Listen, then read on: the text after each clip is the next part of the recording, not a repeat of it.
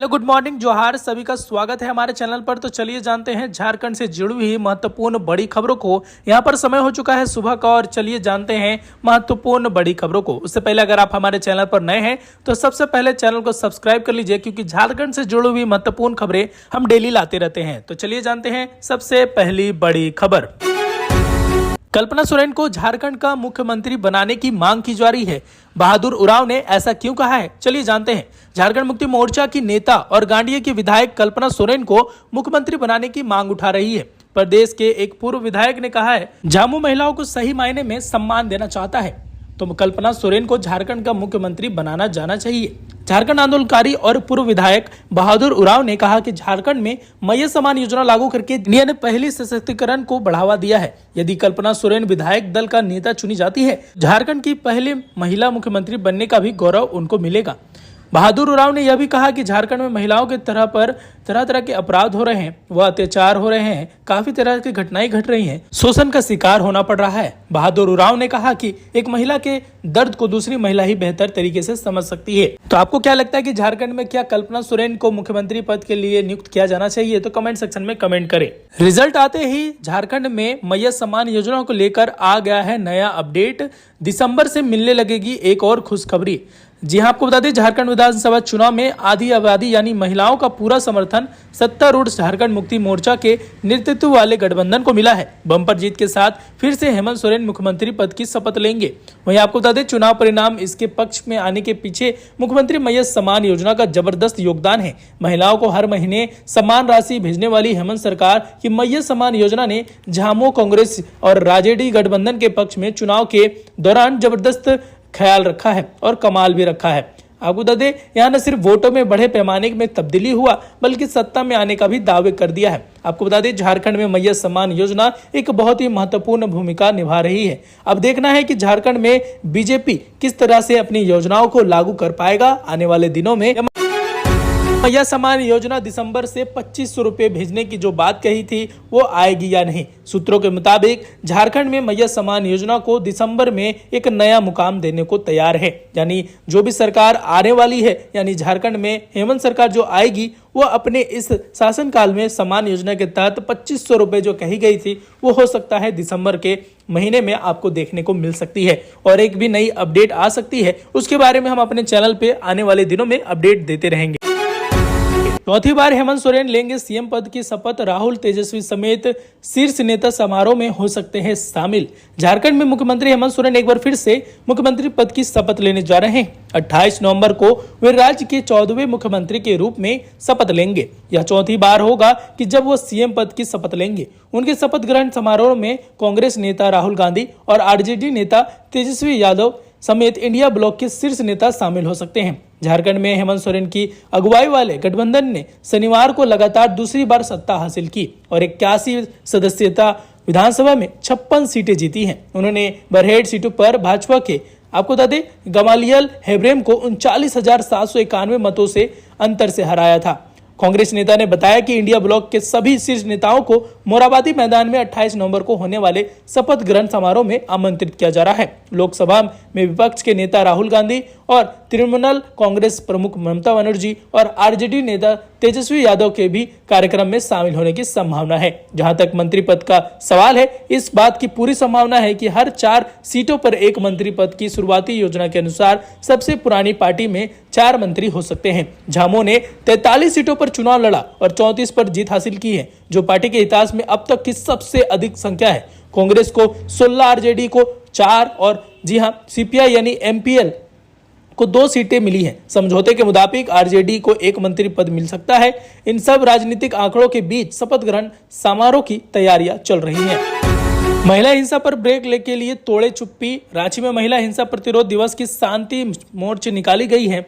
महिला हिंसा प्रतिरोध दिवस के उपलक्ष्य में आदिवासी विमेंस नेटवर्क, नारी शक्ति, जोहार एवं अन्य महिला संगठनों ने कार्यक्रम का आयोजन किया। रांची के XISS में पहले सत्र में जी हाँ नेटवर्किंग ने कंट्री रिपोर्ट पर चर्चा की और उनकी समीक्षा की। दूसरे सत्र में 16 दिवसीय लैंगिक हिंसा प्रतिरोध पखवाड़े की शुरुआत अल्बर्ट एक्का चौक पर शांति मोर्चा के साथ की गई। 10 दिसंबर 2024 अंतर्राष्ट्रीय मानवाधिकार दिवस का लैंगिक मुद्दों पर कई कार्यक्रम आयोजित किए जाएंगे। इस दौरान जागरूकता का संकल्प लिया गया। 25 नवंबर को अंतर्राष्ट्रीय महिला हिंसा उन्मूलन दिवस भी मनाया जाता है। श्रावणियों ने कहा कि महिलाओं की भागीदारी स्वास्थ्य व्यवस्था और निर्णय प्रक्रिया में है और बड़े हैं। इसके लिए जरूरी है कि समुदाय में जागरूकता लाई जाए। सुनीता मुंडा ने कहा कि किशोरियों के साथ छेड़छाड़ की घटनाएं सामने आती जा रही हैं और इस कारण विद्यालयों के बच्चों में और महिलाओं के बीच जागरूकता लाने की जरूरत है। बाल विवाह से स्वास्थ्य पर पड़ा बुरा असर भी क्या है, इसकी भी जानकारी देनी चाहिए महिलाओं और बच्चों को। झारखंड महिला आयोग को सक्रिय करने की मांग की गई है। तो इस प्रकार से झारखंड में एलिना हीरो ने कहा कि झारखंड में महिला हिंसा की रोकथाम के लिए अभियान एक अवसर की तरह है और सरकार तक अपनी आवाज पहुंचाई जा सके और झारखंड महिला आयोग को सक्रिय करने और महिला नीति की मांग करनी होगी ताकि महिलाओं के साथ साथ भेदभाव और अन्याय ना हो। इस मौके पर कई जागरूक महिलाओं ने अपनी बात रखी। 22 चक्का ट्रक ने स्कूटी सवार को रौंदा, मां बेटे की मौत हो चुकी है। डीपीएस का छात्र बताया जा रहा है। हजारीबाग में झारखंड के 22 चक्का ट्रक ने स्कूटी सवार मां बेटे को कुचल दिया है। इससे मां बेटी की मौत हो गई है। मृतक डीपीएस का छात्र बताया जा रहा था। सोमवार की दोपहर लगभग 2:30 बजे यह हादसा हजारीबाग बड़कागांव रोड पर हुआ है। सड़क हादसे में मौत से आक्रोशित लोगों ने सड़क पर उतर गए हैं और इसके लिए घंटों तक सड़क जाम रही। जानकारी मिलने पर नवनिर्वाचित विधायक प्रदीप प्रसाद मौके पर पहुंचे और परिजनों को संभाला है और सांत्वना दी है। डीपीएस में छुट्टी होने के बाद मां स्कूटी से बेटे को लेकर घर लौट रही थी। इसी दौरान दोनों सड़क हादसे के शिकार हो गए। रोड एक्सीडेंट में मां लीलावती देवी और पुत्र अमर कुमार की जान चली गई। मृतक अमर कुमार हजारीबाग के डीपीएस स्कूल के कक्षा 4वीं का छात्र था। घटनास्थल पर ही बेटी की मौत हो गई थी जबकि मां की अस्पताल ले जाने के क्रम में मौत हुई। घटना के बाद आसपास के लोगों ने सड़क जाम कर दी। ट्रक ड्राइवर को आसपास के लोगों ने पकड़ा और पुलिस को सौंप दिया। बरहेट में हैट्रिक लगाने वाले दूसरे विधायक बने हेमंत सोरेन। पहली हैट्रिक लगाने वाले अब यहां से विधायक। बरहेट विधानसभा में झामुमो ने एक बार फिर से अपना परचम लहराया है। 1990 से लेकर अब तक प्रत्येक विधानसभा चुनाव में इस सीट पर झामुमो का लगातार कब्जा रहा है। 2014, 2019 और 2024 में यहां से राज्य के मुख्यमंत्री हेमंत सोरेन ने जीत की हैट्रिक लगाई है। हेमंत सोरेन ने पहले बरहेट सीट से आपको बता दें हेमलाल मुर्मू ने 1990, 1995 एवं 2000 में जीत दर्ज कर लगातार हैट्रिक लगाई थी। इस प्रकार बरहेट सीट से हेमंत सोरेन हैट्रिक लगाने वाले दूसरे विधायक बन गए हैं। इस बार 2024 के विधानसभा चुनाव में हेमलाल मुर्मू बरहेट के बगल के लिट्टीपाड़ा विधानसभा से झामुमो के टिकट पर चुनाव जीतकर भी फिर से विधायक बने हैं। उससे अंत तक हेमंत सोरेन की बनी रही बढ़त। बरहेट विधानसभा चुनाव का मतगणना साहिबगंज पॉलिटेक्निक कॉलेज में जैसे ही शुरू हुई उसके बाद से मुख्यमंत्री हेमंत सोरेन ने लगातार बढ़त बनाए रखा और यह बढ़त अंत तक बना रहा और वह विजयी हुए। मतगणना हॉल के अंदर उनके काउंटिंग एजेंट पूरी मुस्तैदी से नजर बनाए हुए थे। 15वें राउंड के बाद कार्यकर्ता स्पष्ट हो चुके थे कि मुख्यमंत्री हेमंत सोरेन यहां से चुनाव जीत रहे हैं और अंत में वही हुआ। इसी प्रकार से आगे बढ़ते हैं। झारखंड समेत 16 राज्यों से आदर्श आचार संहिता वापस। चुनाव आयोग ने राज्यों को भेजी चिट्ठी। आपको बता दें झारखंड समेत 16 राज्यों में आदर्श आचार संहिता खत्म हो गई है। भारत निर्वाचन आयोग की ओर से इस संबंध में सभी राज्यों को चिट्ठी भेज दी गई है। सोमवार को चुनाव आयोग के सचिव अश्विनी कुमार ने माहौल ने झारखंड और महाराष्ट्र के मुख्य सचिव एवं मुख्य निर्वाचन पदाधिकारियों को इसकी जानकारी दे दी है। चुनाव आयोग के सचिव के मुख्य सचिवों और जो की चिट्ठी लिखी है उसमें कहा है कि झारखंड और महाराष्ट्र के विधानसभा चुनाव 2024 और कई राज्यों में विधानसभा एवं लोकसभा के उपचुनाव की घोषणा के साथ ही आपको राज्य में आदर्श आचार संहिता लागू हो गई थी। 15 अक्टूबर को मुख्य निर्वाचन आयोग ने विधानसभा चुनाव के साथ साथ विधानसभा एक लोकसभा के लिए उपचुनाव की अनोखी घोषणा की थी और इसमें तारीख भी बताए गए थे।